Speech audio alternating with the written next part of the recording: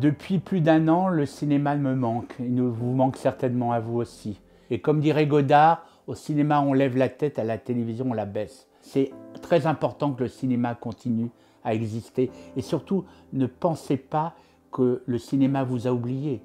Et quand ça va réouvrir, ça va être la fête, peut-être autant que d'aller au restaurant. Il y a tout un acte de se déplacer en famille, de prendre un ticket. Et là, on voit ensemble une histoire. C'est retrouver le cinéma, c'est être ensemble. Il faut retourner au cinéma parce que c'est aussi votre façon de rêver. Le cinéma est essentiel à notre vie.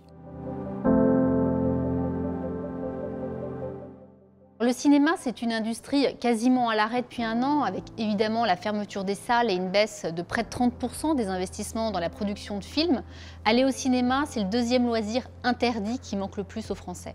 94% d'entre eux attendent impatiemment de pouvoir retourner dans les salles obscures. Alors dans ce contexte particulièrement difficile, le groupe France Télévisions a fait preuve d'une mobilisation sans précédent, avec une exposition record du 7e art sur nos antennes, puisque 600 films ont été diffusés sur les chaînes du groupe et pour la première fois, des films ont été proposés gratuitement sur France.tv. C'est 65 longs métrages qui ont été diffusés au sein de collections 100% cinéma sur la plateforme numérique. France Télévisions réaffirme son utilité publique en offrant une programmation cinématographique exceptionnelle. Le groupe apporte sa contribution pour divertir et rassembler les familles.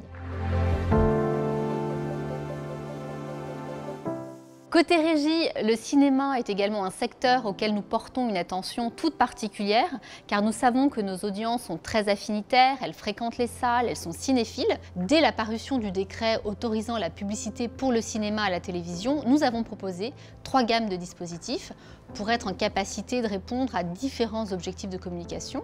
La première gamme est la Ciné Event, qui permet d'événementialiser les sorties cinéma avec des formats innovants et sur mesure.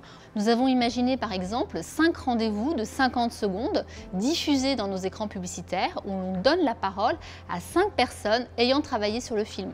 On valorise le savoir-faire des équipes et elles livrent des anecdotes entrecoupées d'extraits du film.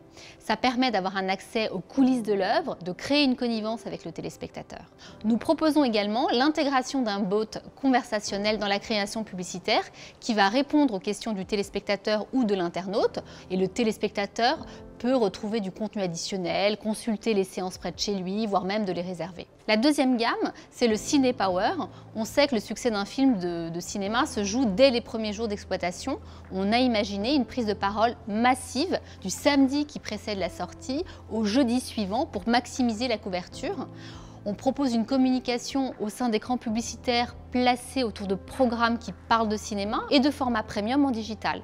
Et puis, on permet l'amplification grâce au parrainage de nos cases de Prime, nos cases cinéma et nos cases fiction qui réalisent les plus fortes audiences. Enfin, la troisième gamme est le Ciné Affinity qui permet de s'associer au meilleur contexte et de cibler les publics les plus en affinité avec le film, soit sur le digital, avec la diffusion du spot sur l'ensemble de l'inventaire cinéma de France.tv, sur le segment data fan de cinéma Binge Watcher, soit la bande-annonce diffusée de manière ciblée en téléadressée selon une géolocalisation, la région, le département, la ville, ou selon une composition de foyer, célibataire, famille avec ou sans enfants. Enfin, le cinéma est un secteur qui a besoin de flexibilité. C'est la raison pour laquelle nous permettons de reporter ou d'annuler les campagnes sans pénalité tant que la crise sanitaire perdurera.